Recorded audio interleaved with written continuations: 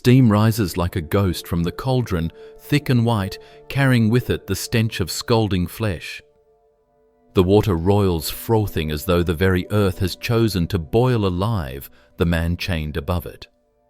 He thrashes as he is lowered by slow degrees, the hiss of skin meeting water, drowned only by his screams. Screams that shatter the winter air, echoing against the stone walls of London's Smithfield. Some in the crowd turn away, clutching their children, while others lean forward, their eyes wide, almost hungry, as though this cruelty were a feast laid out for them. It is not the executioner's sword, not the rope, not the axe that awaits him, but something far older, more primal and infinitely more terrible, the cauldron black and monstrous swallowing him inch by inch. Imagine it. The man's body jerks violently as the boiling water licks his feet, blistering skin, in an instant stripping flesh from bone. Steam blinds him. The hiss of bubbling water deafens him, and still the ropes continue their descent, slow, deliberate, merciless. The sound is unforgettable, not the swift crack of a breaking neck, nor the clean thud of a head falling to straw, but the prolonged howl of a man being cooked alive. And yet, there is order in the chaos, purpose in the agony. This is no accident. This is justice declared by the king himself. The question hangs in the air like the steam. Who was this man, this wretch convulsing in the pot? And what crime could possibly demand such an end? His name whispered with both pity and contempt. Is Richard Roose a cook? Not a nobleman, not a knight, not even a wealthy merchant. A cook whose hands once stirred broth and seasoned stews for the tables of the mighty. Yet here he is, condemned to a death so cruel, so extraordinary, that it has been reserved for poisoners alone. As he vanishes beneath the bubbling water, the crowd murmurs, some crossing themselves, others swearing oaths that they will never forget this sight. The cauldron hisses like a living beast, and in the mist that rises from its rim, one cannot help but see something more than punishment. One sees theatre, a message, a warning to every soul present. Defy the king, break his peace, and this could be you. But behind this spectacle lies a darker mystery. Was Roose truly guilty of the crime laid at his feet, or was he merely a pawn in a ruthless game of fear, power, and paranoia? To understand the answer, we must step backward in time, away from the steaming cauldron and the screaming man, back into the world that first made him a world gilded with luxury, yet shadowed by suspicion. Before the cauldron, before the cries, there was a world that glittered with silk and gold. The England of Henry VIII's early reign was a kingdom wrapped in splendour, where feasts seemed endless and power radiated from the court like sunlight. The king himself, broad-shouldered, towering, dressed in velvet stitched with jewels, was the axis upon which the realm spun. His court was a theatre of power and appetite, a place where every glance carried weight, every banquet carried meaning, and every smile could conceal a dagger. Within the great halls of London and Westminster, music rang from galleries as minstrels played for nobles in silks. Candles flickered against tapestries depicting biblical triumphs and bloody battles. Tables groaned beneath the weight of roasted meats, golden pies, steaming stews and wines imported from across the continent. It was a world of spectacle meant to awe both foreign envoys and the king's own subjects. Yet, beneath the pageantry, the kingdom was a hive of unease. Henry was a young monarch then, but his hunger for control was already insatiable. He feared betrayal at every turn, from ambitious nobles, from whispers of Rome, from the creeping spectre of heresy. Every law, every gesture of kindness was shadowed by paranoia. The court dazzled with its beauty, but it was a gilded cage where those who dined at the king's table might be cast into prison the next day. And in this gilded world where nobles schemed and bishops manoeuvred, there existed another humbler realm, the kitchens. The clatter of pots, the scrape of knives, the hiss of roasting meat. These were the sounds that fed the kingdom's majesty. Cooks worked in shadows, sweating over fires, hands roughened by labour. Their names were seldom remembered, yet their work sustained the pageantry of power. Richard Roose was one of them. A cook by trade, he served in the household of the Bishop of Rochester, a man of learning and influence. Roose himself was no lord, no statesman, but he moved in proximity to greatness. His hands prepared the very dishes that priests, nobles, and servants would eat. He was a man at once invisible and indispensable. We do not know the full contours of his life history, rarely grant such mercy to men of low rank. But we can imagine the rhythm of his days, the early rising, the smoke-filled kitchens, the endless labour to ensure that meals arrived hot and plentiful to those above him. He lived in the shadow of wealth he could never touch, yet his craft gave him a quiet pride, a place in the grand machine of courtly life. And it was in this world, hidden beneath the glittering surface of Tudor splendour, that the first stirrings of his doom began. For the same kitchens that gave sustenance also harboured danger, and the same hands that prepared food could with a single act spread death.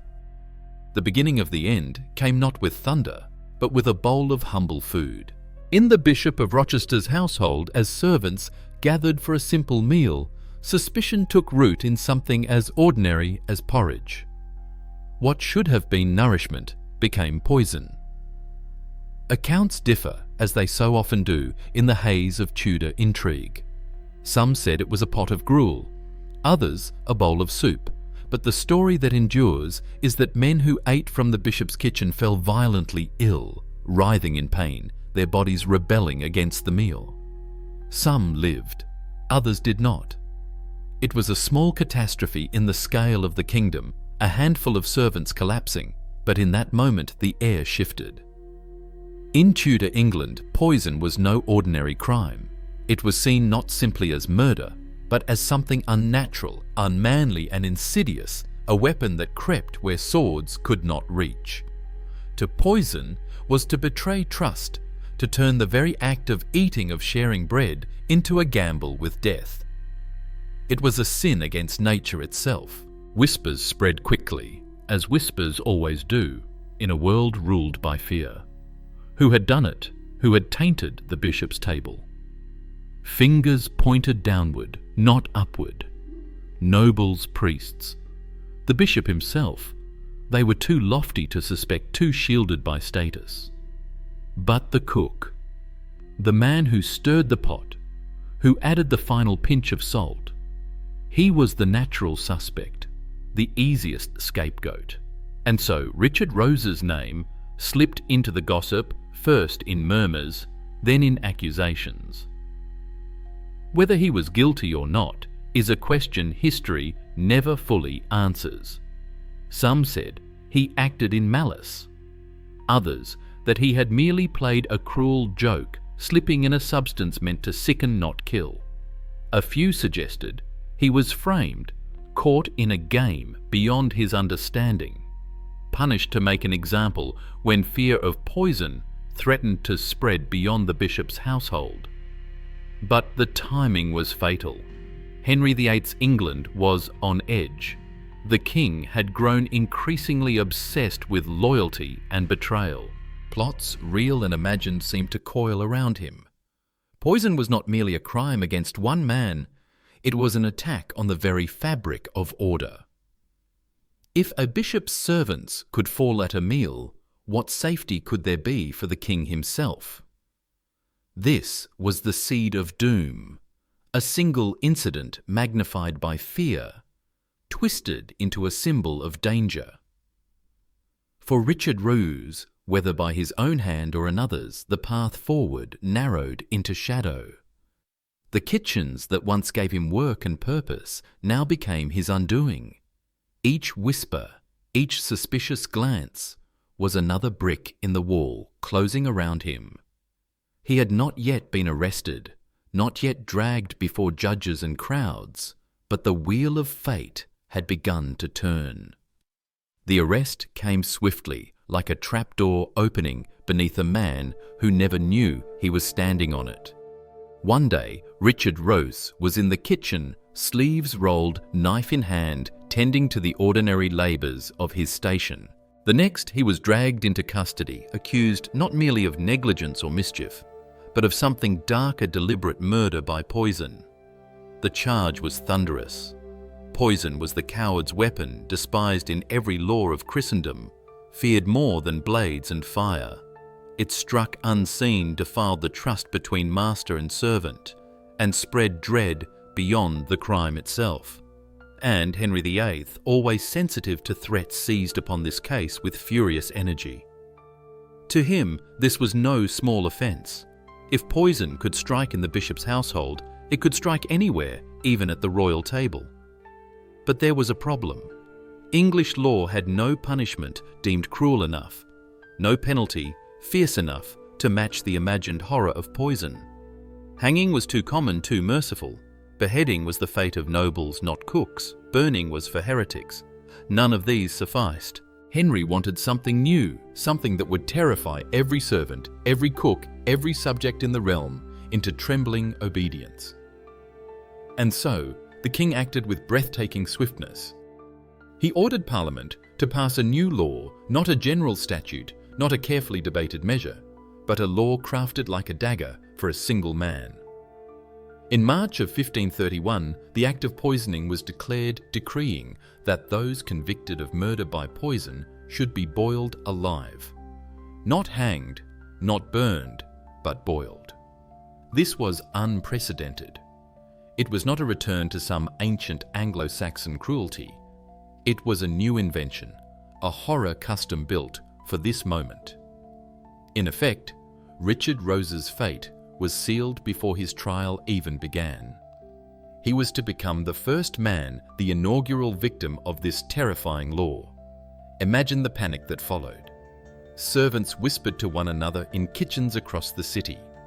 Housewives shuddered as they stirred pots at their hearths. Poison was no longer a shadowy possibility. It was a crime with a punishment designed to terrify. And in taverns and markets, Roose's name spread like smoke, the cook who would boil. For Richard himself, the speed of events must have been dizzying. One day accused, the next proclaimed guilty in the eyes of the most powerful man in England. The king's wrath had transformed him from a man of obscurity into a symbol of treachery, a cautionary tale even before he died. He was no longer merely Richard Roose, cook of the bishop's house. He was condemned, a man marked for a death unlike any England had ever seen. The trap had closed. There was no escape, no appeal. The cauldron already waited for him in the king's imagination. The cell was damp, narrow, and smelled of mildew. Stone walls pressed inward, slick with cold moisture that dripped from the ceiling in steady beats like the ticking of a clock that counted down his life. A thin blanket, more rag than cloth, lay on the straw. Rats scurried in the corners, bold enough to approach when hunger gnawed too sharply. This was where Richard Roose waited, stripped of his trade, stripped of his dignity, left only with his thoughts. What must he have felt in those first days? Confusion above all. Could this truly be happening? He was no traitor, no knight with armies at his back, no heretic preaching rebellion. He was a cook, a man who spent his life among pots and pans, sleeves rolled in steam, hands scarred by burns from the hearth. He had never stood in Parliament, never signed a treaty. And yet by the stroke of a royal pen, his fate had been bound to a punishment so terrible it would enter legend. Fear was his constant companion. The footsteps of guards in the corridor made his heart jolt. Every turn of a key could mean his summons to judgment. Nights were worse. Alone in the dark, the imagination conjured horrors more vivid than reality. The bubbling of a pot, the hiss of scalding flesh, the roar of a crowd hungry for spectacle. Sleep, when it came, was shallow and cruel, always ending with the image of boiling water swallowing him whole. And then there was the ache of betrayal. Did anyone believe him innocent? Did any friend or fellow servant dare whisper a word in his defence? Silence was answered enough. In Henry's England, to defend the accused was to invite suspicion upon oneself. So one by one the faces Roose once knew fellow kitchen workers, priests, even neighbours disappeared from his world, leaving him to stand alone. The irony was suffocating. He had fed men all his life, yet now he was accused of poisoning them. He had worked to nourish, yet his skill with food had damned him. Perhaps he wondered whether fate itself had chosen him for this role to be transformed from anonymous servant into a warning for the entire realm. Or perhaps he still clung to a shred of hope that mercy might come, that the king's fury might cool, that he might yet be spared. But mercy was not Henry's way. Roose could feel it in the stares of the guards, in the hush of the jailers who avoided his eyes. He was not awaiting justice. He was awaiting theatre. His cell was not a place of holding, but a stage door to the most grotesque performance England had ever seen.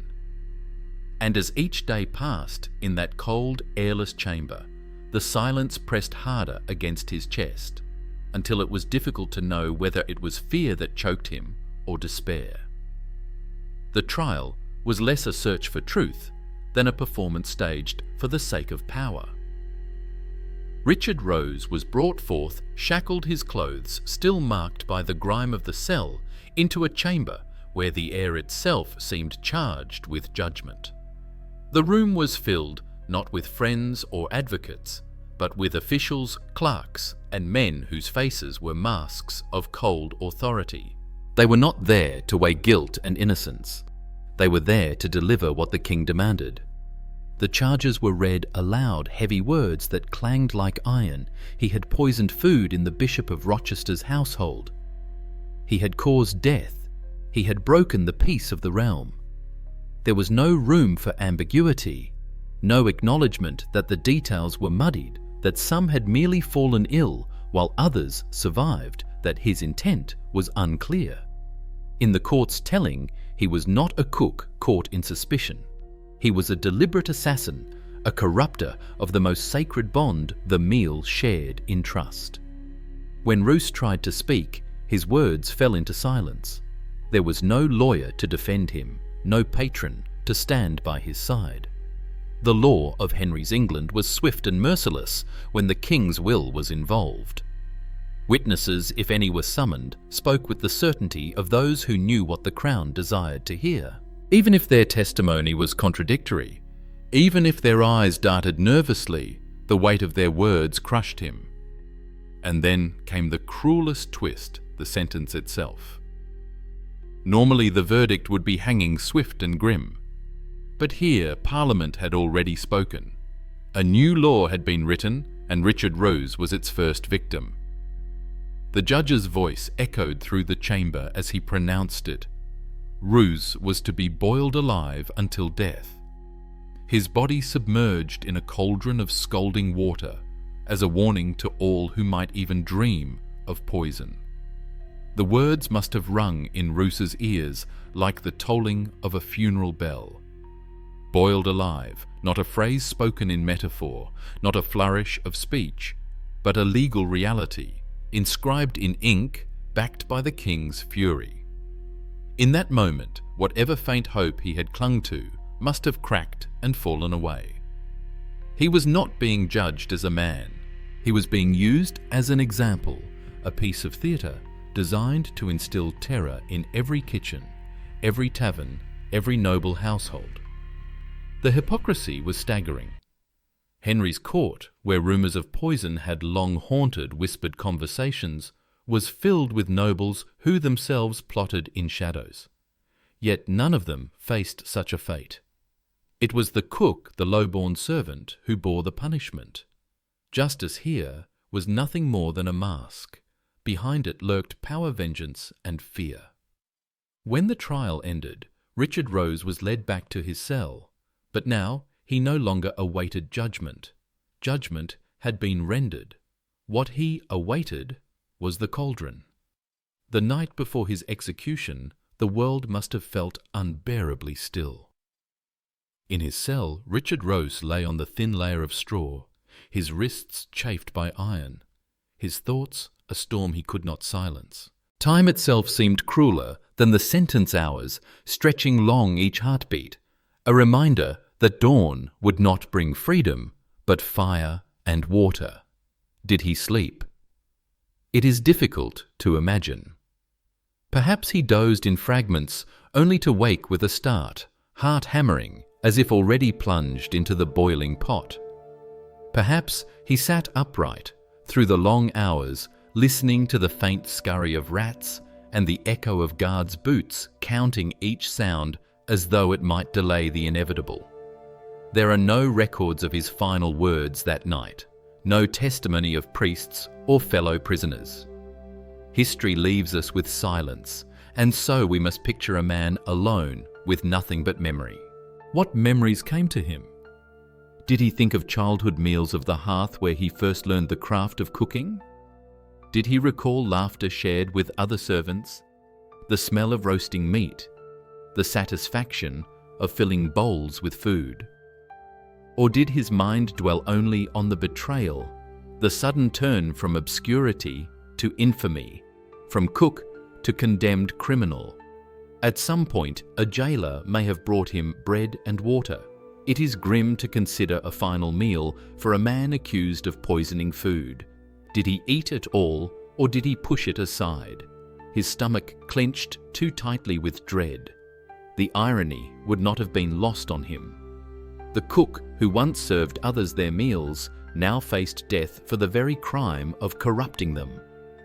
As the first light of morning seeped into the sky, pale and grey, the sound of the city awoke beyond the prison walls. Smithfield was already stirring. Vendors muttered as they set up stalls, but their eyes kept flicking toward the square where the cauldron had been prepared. Citizens streamed in from narrow streets, their breath hanging in the cold air, eager for a spectacle whispered about for days. A man would be boiled alive. It was to be unlike anything they had ever seen. For Richard, the moment of departure came with the clatter of keys, the swing of a heavy door. Guards entered their faces, hard, voices curt. They bound him, shackled his legs, and led him out. He walked through the corridors one last time, each step echoing against stone. The world outside greeted him not with kindness, but with the sharp air of march and the murmur of a crowd gathering for blood. Every condemned man knows the weight of a final sunrise. For Roose, it was not merely the last he would see, it was the one that would illuminate his suffering for thousands of others.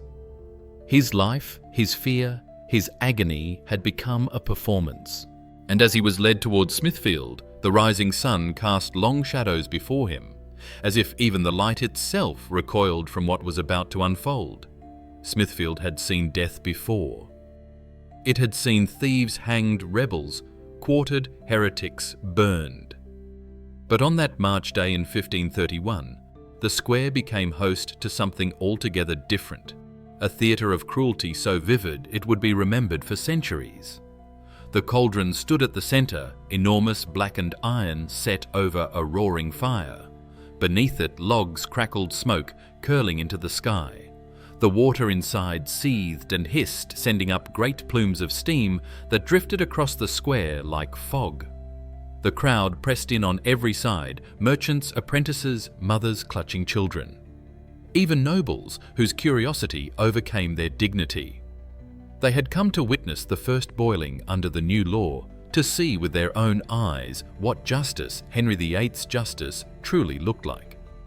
Then came the prisoner, Richard Roose, gaunt from confinement, shackled, driven forward by guards with spears. His face was pale eyes darting from the crowd to the cauldron, the enormity of it reflected in his stare. Some hissed insults as he passed, shouting poisoner and murderer. Others watched in silence, their expressions unreadable, torn between morbid fascination and horror. The executioners stripped him to his undergarments, binding his wrists with ropes attached to a pulley. He struggled, but the struggle was useless. The crowd demanded its spectacle, and the king had written the script. As the pulley groaned, he was lifted above the cauldron's steam, rising to sting his eyes, his lungs filling with the scalding vapour. The roar of the fire grew louder, or perhaps it was the roar of blood in his ears. Then slowly, deliberately, they lowered him in. The moment his feet touched the water, a scream tore from his throat, a sound so raw it silenced the crowd for an instant. Flesh blistered and peeled in seconds. The ropes halted, leaving him half submerged, thrashing his cries mingling with the bubbling hiss.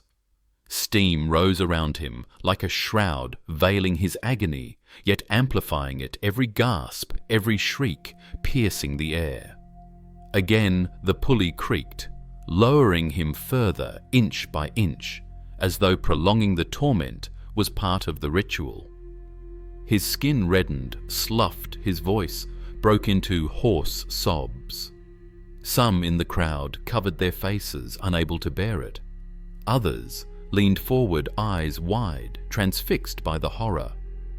Children cried, clutching their mothers' skirts. The square rang with sound, the crackle of fire, the bubbling of the cauldron, the ragged human howl of a man being cooked alive.